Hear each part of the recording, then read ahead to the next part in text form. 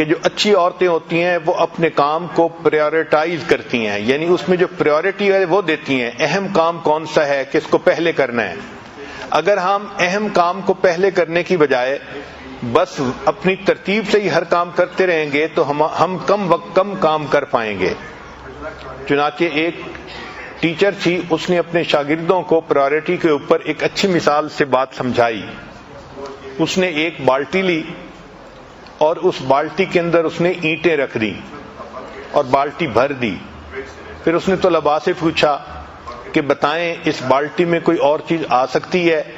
ان کا نہیں، یہ تو ساری بالٹی اینٹوں سے بھر گئی۔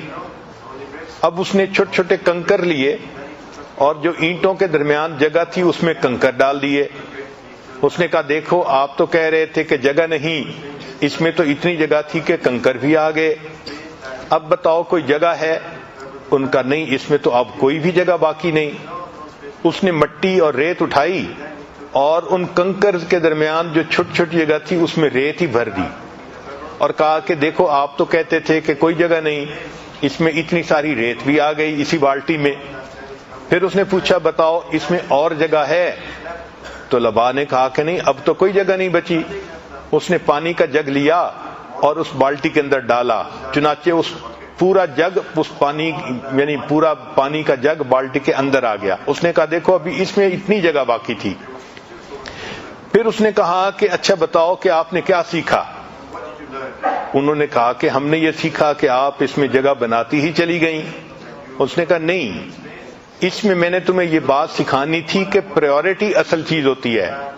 اگر میں اس بالٹی کو پانی سے پہلے بھر دیتی تو اس میں نہ اینٹیں آ سکتی تھیں، نہ ریت آ سکتی تھی، نہ کنکر آ سکتے تھے۔ میں نے پہلے اینٹیں ڈالیں، پھر اس کے بعد کنکر ڈالے، پھر اس کے بعد ریت ڈالی، پھر پانی ڈالا تو یہ ساری چیزیں آ گئیں۔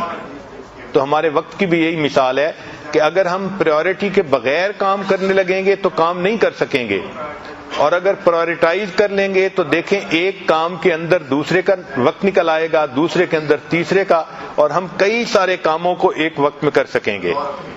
آج ہماری زندگی کا ایک بڑا مسئلہ ہے کہ ہم وقتی کاموں کے پیچھے لگ کے اصلی کاموں کو بھول جاتے ہیں۔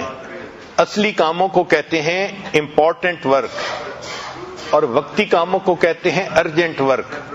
جس عورت کو دیکھو ارجنٹ ورک میں لگی ہوتی ہے، امپورٹنٹ کام کو بھول جاتی ہے۔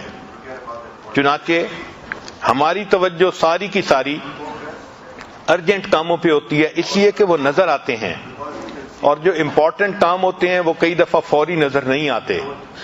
مثلاً اپنے مقصد کو سامنے رکھنا یہ امپورٹنٹ کام ہے، اور وقتی ضرورت کے پورا کرنا یہ ارجنٹ کام ہے۔